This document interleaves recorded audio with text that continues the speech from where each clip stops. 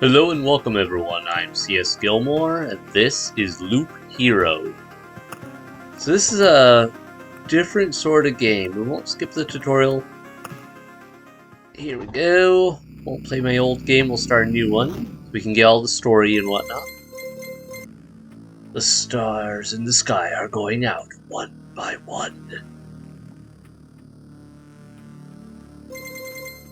But no one notices it. No one can stop it. I'm racing to the last place where there is still hope. I need to make it before it is too late. The sounds of agony will quickly fade. The world will be destroyed, even the memory of it will be gone. And even if there is absolutely no chance of bringing it all back, there will always be someone who is willing to do the impossible. In a place without space, without time, without memories.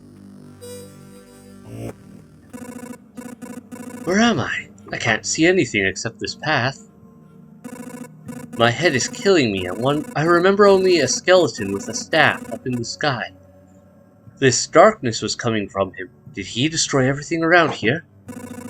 Just standing here won't do me any good, I guess. To change between adventure, traveling through the map, and planning, stop modes, press the switch, right-click, or space. Continue your journey or by changing the game mode. So, most of this game is just automated. You let them run around. Pay attention to the day progress bar at the top of the screen. New enemies usually appear at the end of the day. Continue your journey by changing the game mode. Yep. A living ball of slime. Quite a nuisance. They digest anything they can. Hey, I remembered this creature. Maybe I just need to freshen up my memory and everything will go back to normal. Traveling, fighting, and most other actions are done automatically. The players can't affect them directly.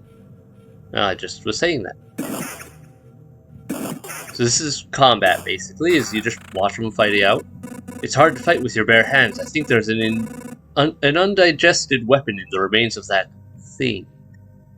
You have an inventory and an item slot. You know what to do, equip an item to continue. Yeah, you have a couple different character options if I remember right, or you can unlock other characters eventually. I forget how it works, but different character builds have different weapons and item slots. There we go. I think I remember there was a grove nearby. Are these even my memories? Or no, they belong to that slime. You can use cards that are left after defeating enemies to add various new objects to the map. That's what planning mode is for. Drag the card to a suitable space to remember the land. Alright. We're going to create a grove there. A gentle rustle of leaves, a crack of a dry branch, and a feeling of being watched spawns a rat wolf. Every 2 days, rat wolves can move to adjacent tiles. So a lot of this game is just discovering what tiles do what, how you can get more tiles, of which types. Some combos of tiles will do different things.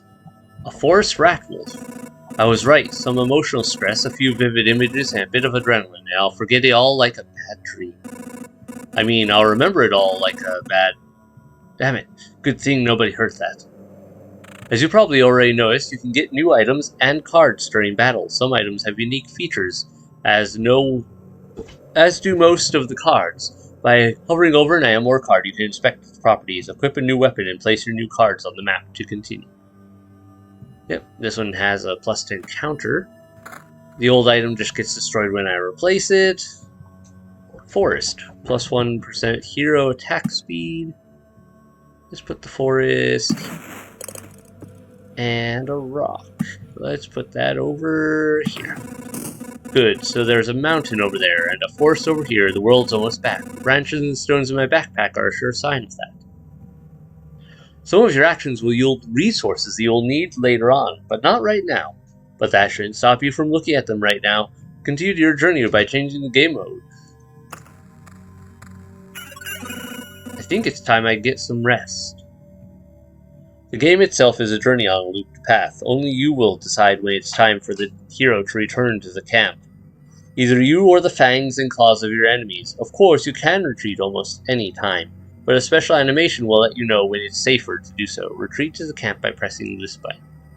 So yeah, if I retreat to the camp now, because I'm over the camp, the cozy camp on the path, I believe I don't lose stuff.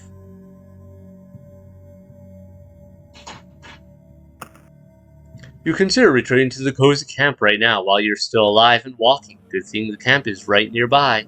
Now's the perfect chance. Retreat, you keep all your resources. Alright, so let's do that just for the sake of the tutorial. Not like it matters. Too much gameplay-wise, you'll be repeating this process a lot. It's cold and dark here. A small fire can solve both of these problems. Nice. Place to set up camp. This is when all resources you've gathered will come in handy. Who would have thought you have just enough wood and stones to make a campfire? What a nice coincidence, they said. Build a campfire using the building function while in a camp. Press the build button. Select the campfire and place it. A common campfire, warm and cozy. Monsters keep away from it, so it's a nice spot to have some rest between your travels. It's also the center of your camp and the starting point of your adventures. The hero restores 20% of his max hit point upon entering the campfire tile. Nice. Place to set up camp. Good. Camp. Congratulations, you've beaten this annoying tutorial. You can now start your first expedition. Or not. Do as you wish. Click anywhere to complete the tutorial. So yeah, now we've got this. I can do this to let me pull up the build. So you've got some options here, and it tells me all the resources I need for them. I remember there was a way to eventually look up the resources themselves, get an idea of how to get them even. And it looks like we've got quite the building tree to go. Expedition! Right now we don't have a lot of options. We'll get a lot more options as time progresses. And as we run into more things. This path, everything is wrong, but I remember. It looks like a completely different place, and it's empty again. Do my actions have any meaning? Like I have a choice. If I need to give up and cry to save the world, I am the worst savior of all. Let's do it.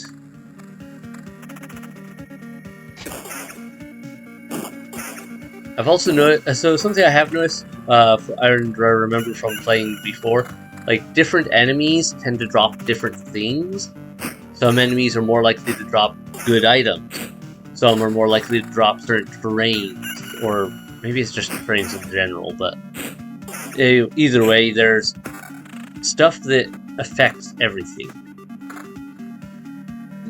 Vampirism versus attacks. Vampirism's good because that can help you heal up. Let's put a meadow here. Heals 2 hit points at the start of each day. Okay.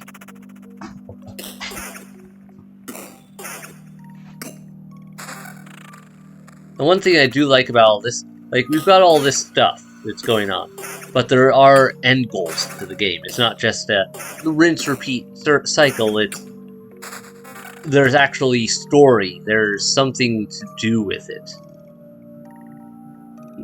Okay, yeah, slightly better, but I'll hold on to it for now. There's also a purpose to wanting to fill up my inventory here, because then when I get new items, the old ones get taken off and converted into resources instead of just being destroyed. So there's bonuses to managing how you handle your resources overall. Let's put the rock here. A grove, let's put that here. Beacon. A worthless landmark in a world with no direction. Plus 40 movement speed within its range, attack speed for all the units. Alright. That seems like a good spot for it.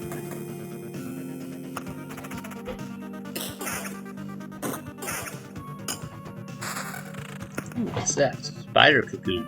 A silky bastion of 8-legged hunters spawns a spider in the adjacent tile once a day. Alright, Grove spawns a rat wolf. What if we put this next to the forest? Does that do anything? Doesn't seem to right now. Alright. If I put not a rock there. Let's put the rock there. The game also definitely encourages experimentation, figuring out what works. Ooh, mountain. Okay, we got a few goodies here. I need a sword. Excellent.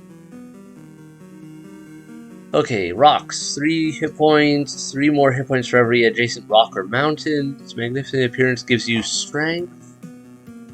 Plus 5 hit points for each adjacent rock or mountain. Okay. Let's put that there and that there.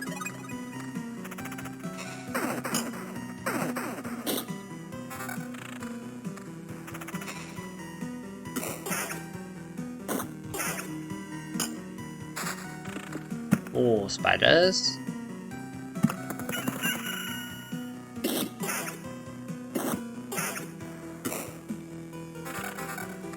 So it can get kind of interesting because you're the one placing these things as you discover them and remember them. If you're not careful, you can kill yourself, basically, because you can create a situation where there are so many enemies spawning, or powerful enemies spawning under certain conditions that it can really wreck you. So you have to be careful where you place things, how you place them. Adds vampires to battles on the tiles around it. Like, I'm creating a pretty strong area right here, probably, with all these spawning points. Let's put the vampires up here, shall we? And what's this? A small spot of light in this grim world reduces the maximum number of spawning enemies on the tiles around it. Okay. So that could actually make some of this easier by making sure they can't spawn quite as many. Let's put that there and that there. Alright, with the increasing a bunch of my stats. Ooh, cemetery. Spawns a skeleton every 3 days. Someone's living occasionally. Alright, let's put that here. Any effect from being there? Doesn't seem to have any effect from being next to the vampire place. Now this is something I do remember. I'm working on building up a 3x3 grid here with a mountain in the middle because I remember that does something special. Back off, human. A vampire? Where are your lands? If your farmers need help, I would be glad to offer it. No more lands, no more flock, only hundreds of years of emptiness. And hundreds of years of hunger. I love that transformation in artwork. Save yourself while you still can. I don't know how long I can keep my head straight. What hundreds of years are you talking about? Your mind is easy to trick, but you can't trick my hunger. It demands its fill. Every sip, every drop of blood will go to satiate it. I'm too weak, but you can help me, and I will set this crumbled world right. That's right. I'm doing this not for just myself, but for everyone, in the name of the greater good. So be grateful for my hard work, and just let me bleed you dry. Interesting character. They do some damage.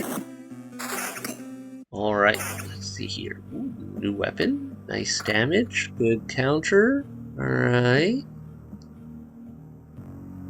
Take that. Vampires often owned our lands. They kept the peace and helped our settlements prosper.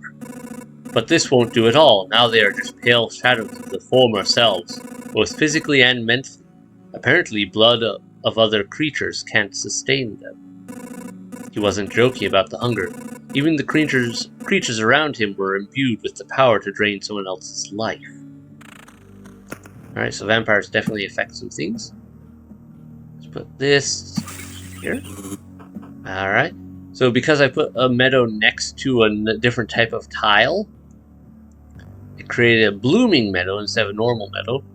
Flowers get a feel for the world and bloom with pleasant smells. Heals 3 hit points at the start of each day instead of 2. Interesting. Alright, let's put another mountain.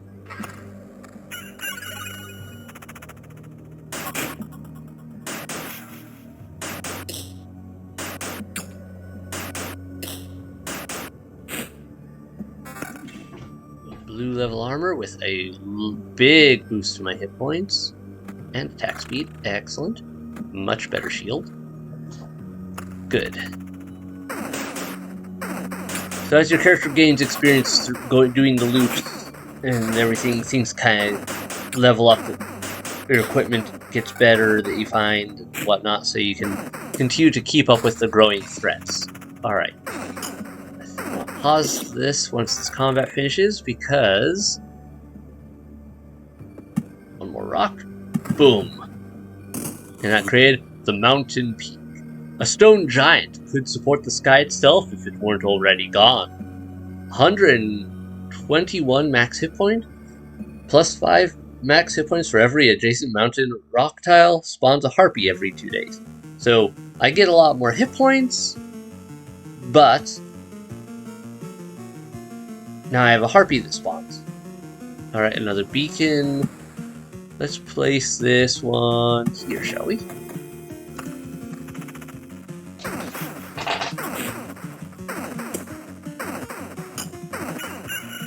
As you can see, also, certain terrain types have to be placed in specific types of locations.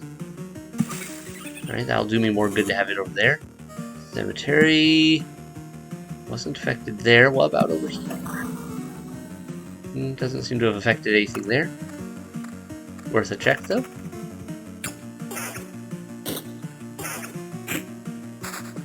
Ooh, what's that? A battlefield. Spawns a chest on an adjacent tile each loop. Enemies on the tiles around it become ghosts when they die. That seems interesting. Let's place it here. See if it affects any of these. Grove, Cemetery. Nope, doesn't look like it affected any of those in any significant way. Didn't change them into anything.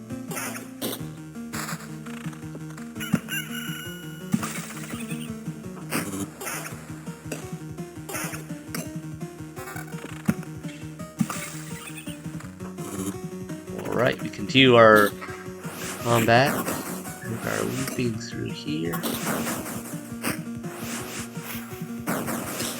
Now, even my hand size, like down, like the amount of items I can carry for different terrain types, you can carry a lot down at the bottom, but it actually does fill up as well. That's really good.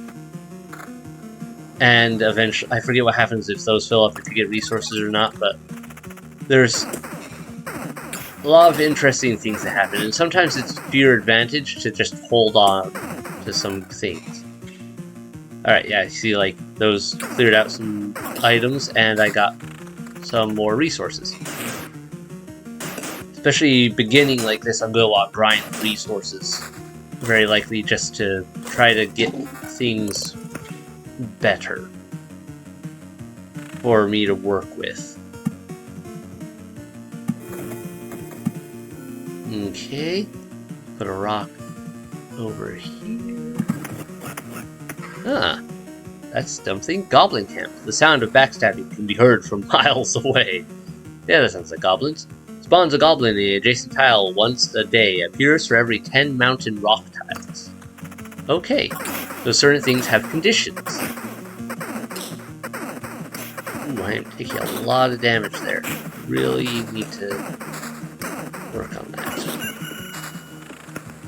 Alright, let's put a mountain there. Alright.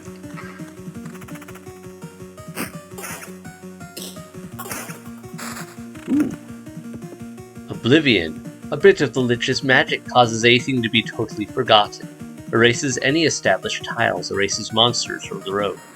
So I could just be like, I want to get rid of something. But what do I want to get rid of?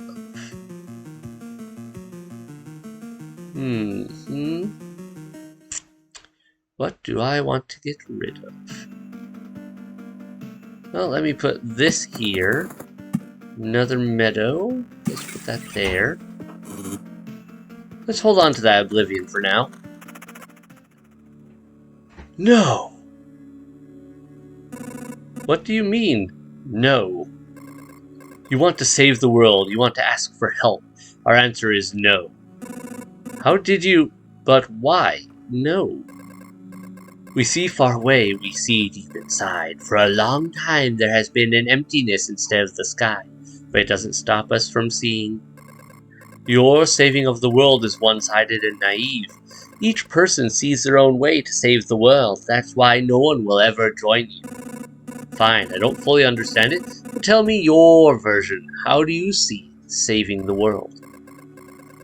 By my progeny and kin. May they live and be strong. May they join the cycle of life and death. That is life. That is the world.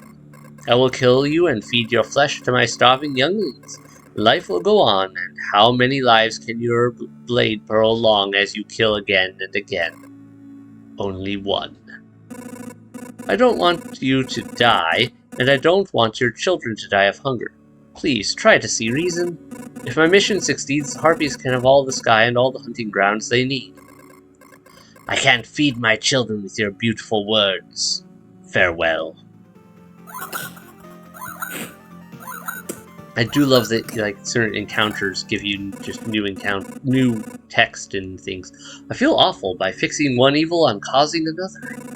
There is no home for harpies except in the highest mountains, but there's no food there. I can't even imagine how they managed to survive if their mountains were cut off from reality. Anything interesting here? Nothing that one. I'm getting pretty beat up. I may have to end this run here just to get what resources I can and get out of here.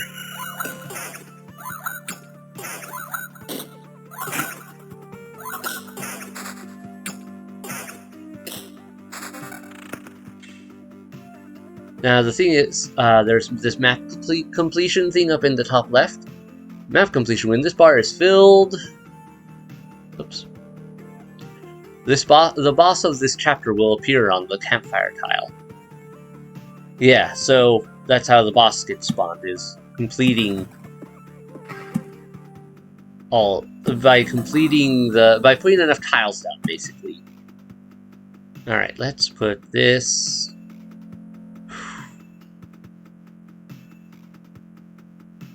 Where do I want it? How about here?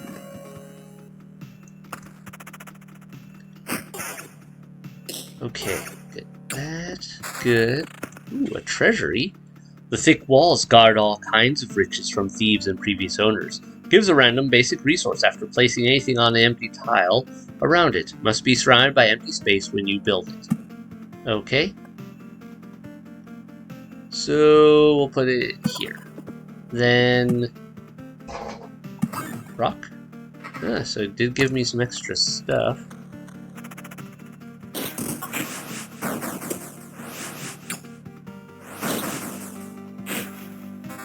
Ooh, that's a much nicer weapon.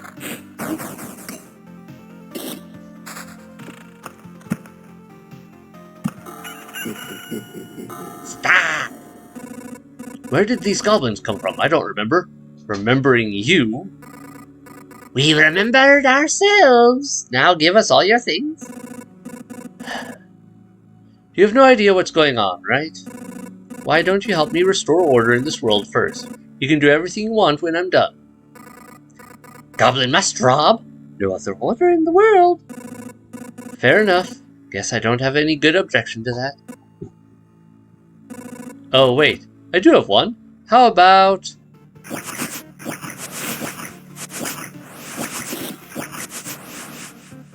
Interesting, yeah, so vampire gives everyone else vampirism effects. Interesting.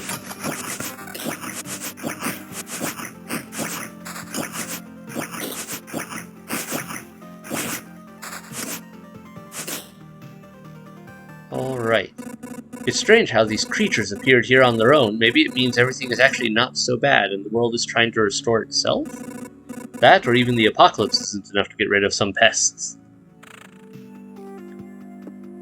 Alright.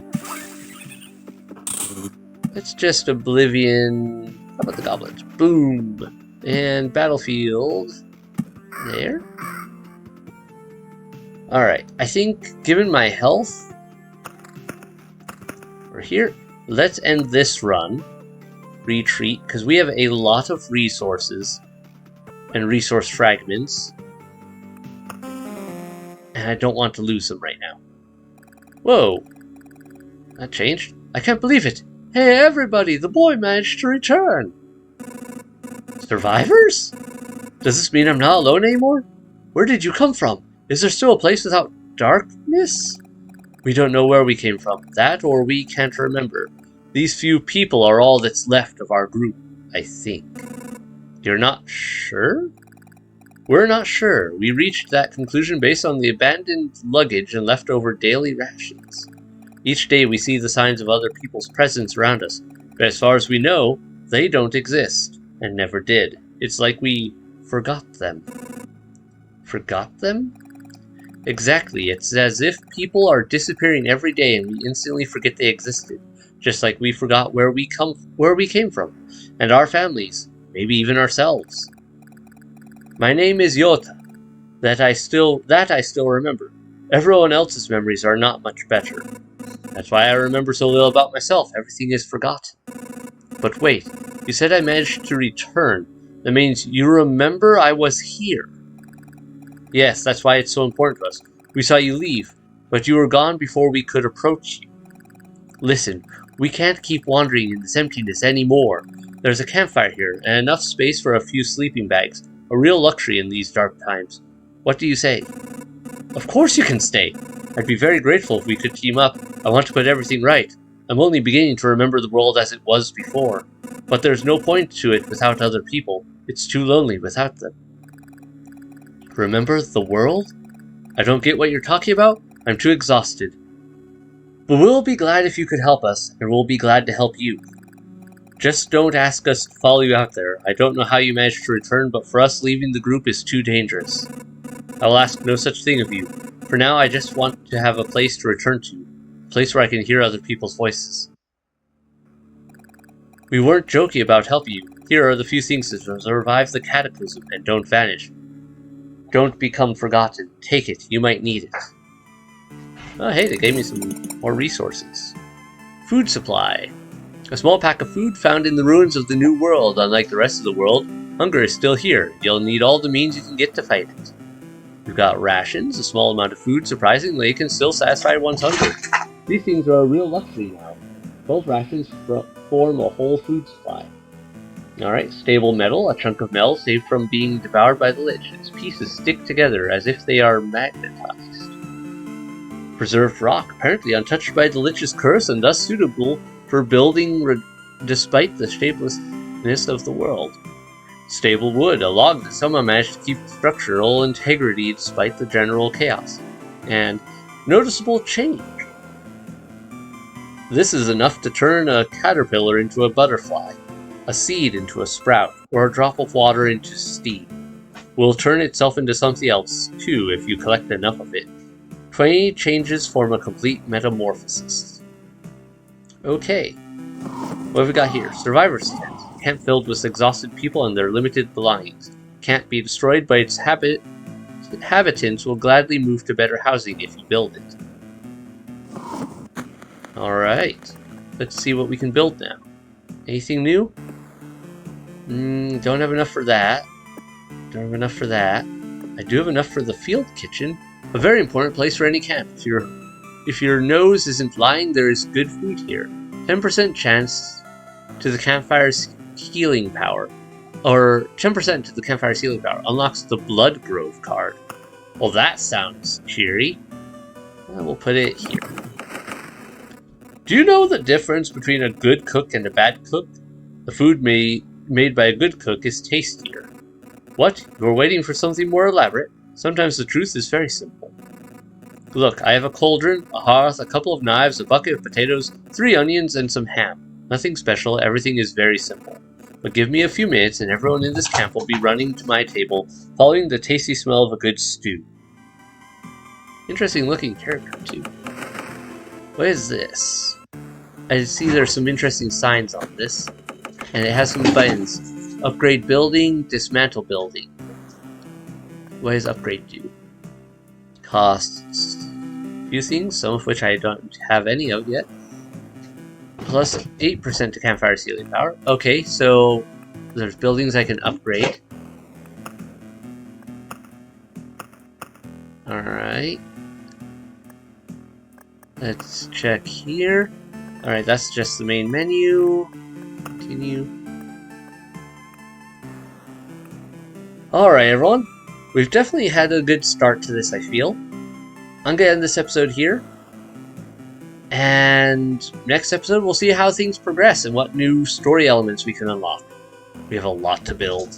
And I think this is gonna be a fun game to have a bit of a small series with. I like the graphics for it, especially like really nice looking, simple, but I don't know, it looks good, if that makes sense. Simple but nice. And I like the design for this game. But thank you all so much for watching. Hope you've enjoyed it. Hit like, hit subscribe if you haven't already to keep up with new releases, and have a great night, everyone. Bye!